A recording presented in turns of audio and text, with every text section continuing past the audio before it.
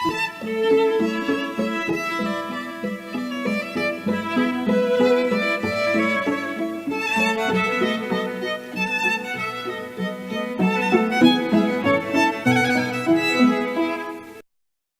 order to understand weight loss and the best way to lose weight, you need to understand food groups to begin.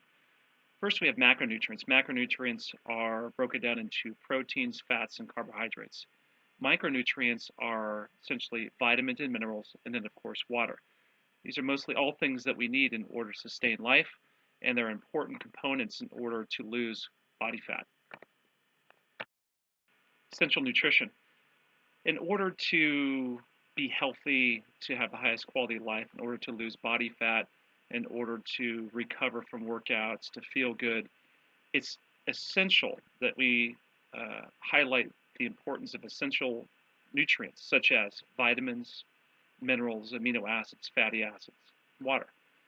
Without the proper balance and ratio of these, the body can become hungry, even though the body doesn't need the calories.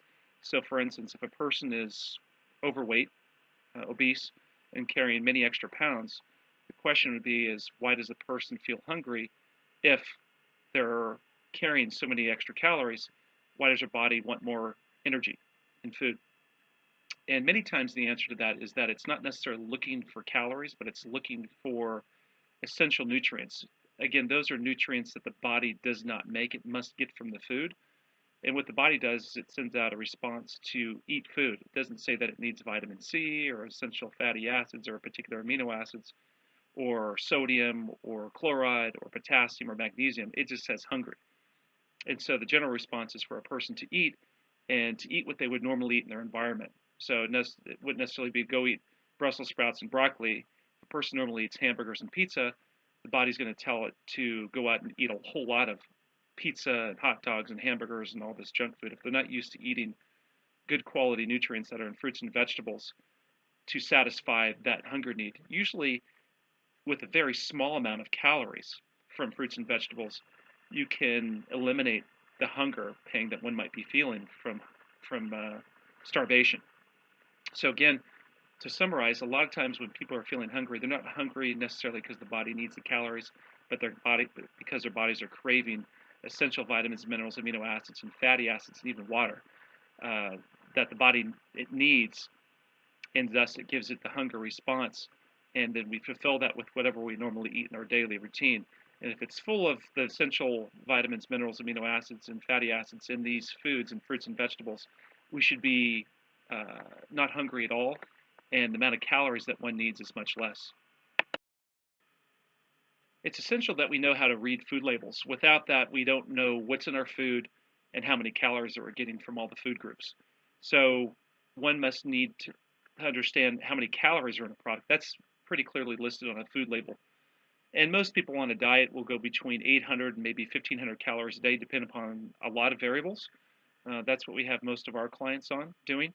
Relatively low calorie diet, but very, very high in essential nutrients. The other thing you'll see on a label is carbohydrates, proteins, and fats. They'll list the amount of grams and amount of calories and percentage of a 2,000 calorie diet per day that you're actually getting. So with carbohydrates, we're usually looking between about 55 to 65% of your caloric intake from there, and the rest split between protein and fat. Somewhere between about 20 and 25% of your intake comes from protein and fat.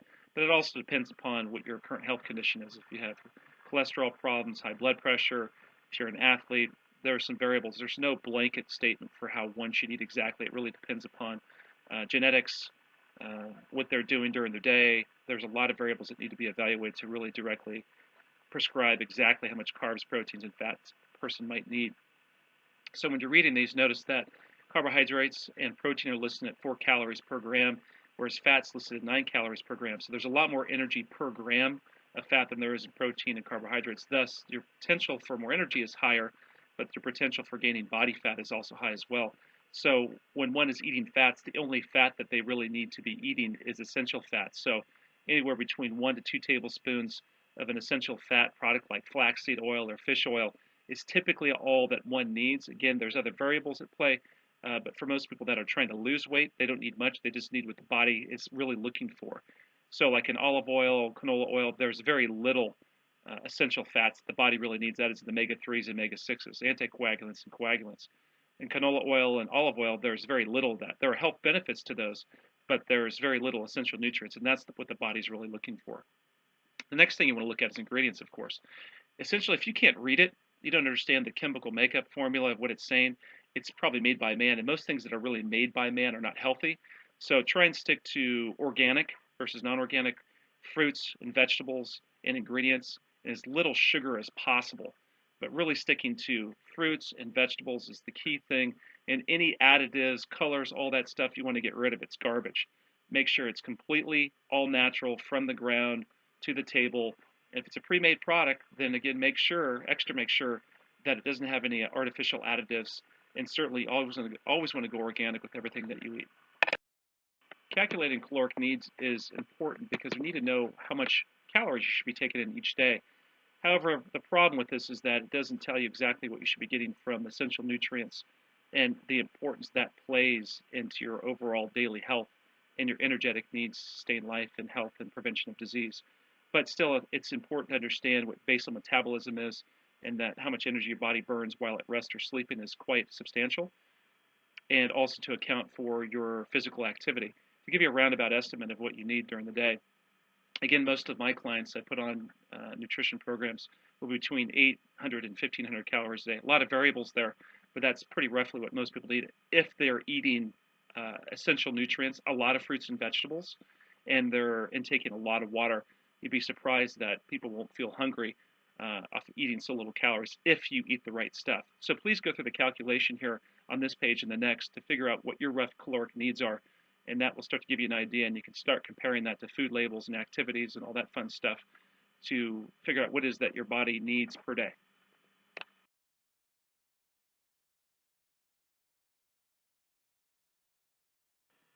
What and when to eat. Definitely want to eat organic vegetables and fruits with peels. Fruits with peels contain most of your nutrition, your vitamins, your minerals. Once you take away the peel, for instance, like with a banana or an apple, the inside of the fruit tends to go brown or goes bad very quickly. But if the peel's on there, the fruit, like an apple, could last weeks, several weeks. With a banana may last up to 2 weeks, pretty good shape. Of course, other snacks might be unsalted nuts, organic meats. Staying with the idea of organic, therefore, there's less poor treatment of the animals, less chemicals used, overall, just a healthier product and better treatment of our planet. Don't eat breads, grains, dairy, man-made products, animal-based protein powders, products with added sugars, etc. So the idea here is we want to break this into two different categories. With carbohydrates, when we have grains and grasses and oats on one side, then we've got fruits and vegetables on another. And even if you have your healthiest breads, your grains, oats, any of that is nothing compared to fruits and vegetables. So we break this down into two kingdoms. We have plant kingdoms. One is called monocotyledonous, and two is called dicotyledonous. Monocot are grains and oats and grasses, and dicots are primarily vegetables and fruits. These monocots get digested mainly by, of course, the stomach, and they get absorbed into the small intestine, almost exclusively being absorbed as glucose, of course, and immediately impacting your insulin and sugar levels, thus forcing you to gain weight and having manic blood sugar levels, hyper and hypoglycemia. The interesting thing with fruits and vegetables, particularly vegetables, is much of those nutrients bypass the small intestine and go through bacterial fermentation in the large intestine and get absorbed as what's called a short chain fatty acid. That's kind of the byproduct or the fecal matter of the bacteria in your stomach. And then, of course, the other byproduct, as we all know, is methane gas.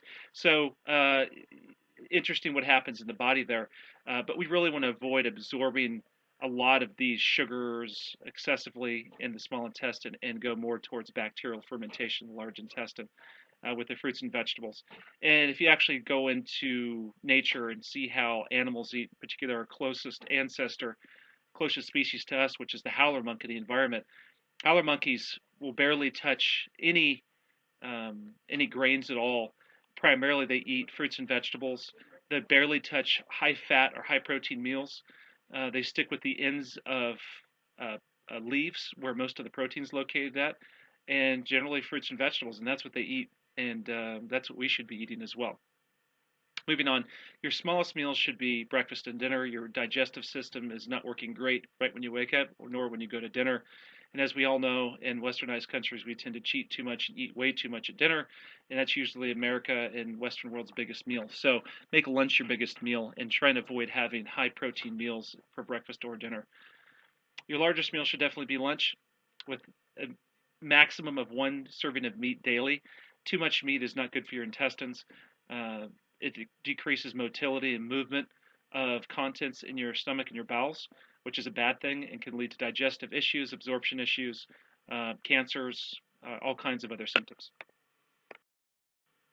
Sports psychology. I find that most issues regarding nutrition and weight loss and all that revolves around psychological issues. So most people that I know, majority, let's say 95% of people, will tend to use food as a comfort. So, some people will use drugs, some people will use cigarettes, some people will abuse alcohol, and then you've got folks that will abuse food.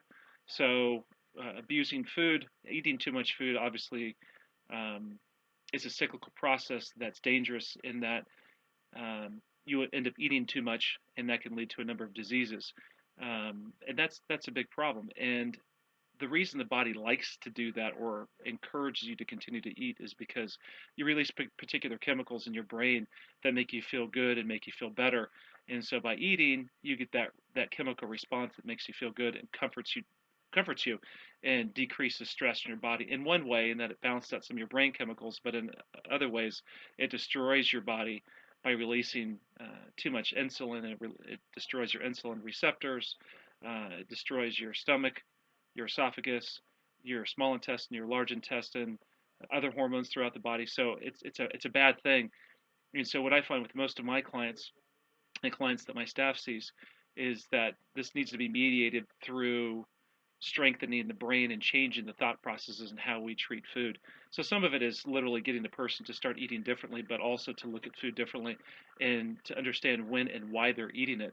So what I find most people is that they'll be eating food when they're not hungry. So why eat food when you're not hungry? The body's going to tell you when it needs it. And so what most people do is will continue to eat throughout the day and particularly splurge after work and go home and have a lot of food, and they eat 1 to 3,000 calories or even more. I have some clients that eaten 12, 13, 15,000 calories in one meal for dinner. So this is more of a mental aspect that needs to be worked on. And there's some various exercises that are very beneficial, including meditation, visualization, and these are two things that I've used personally when I've worked at Scripps Hospital in San Diego, and I worked with an anti-aging clinic there for 2 years, and I ran their exercise programs, their meditation programs, their nutrition programs. And with every one of the clients I worked with, one of the first things we did was work on psychology. So we'd work on meditation, visualization exercises to help retrain their brain and their physiology and how to act accordingly and healthy.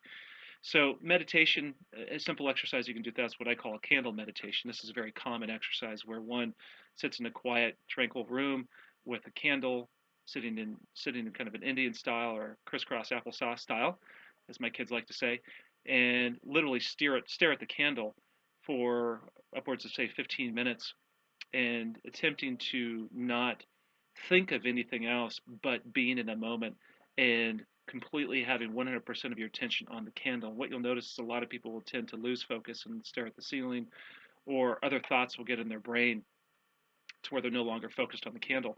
And this is kind of symbolic and metaphoric in that people have a hard time focusing on one thing. If you can't do something simple, like making your bed in the morning, you're doing something simple throughout the day, picking up your newspaper, uh, you know, cleaning up, brushing your teeth. Those are simple things.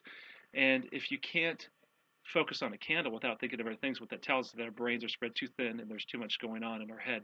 So that can lead to overeating and stress.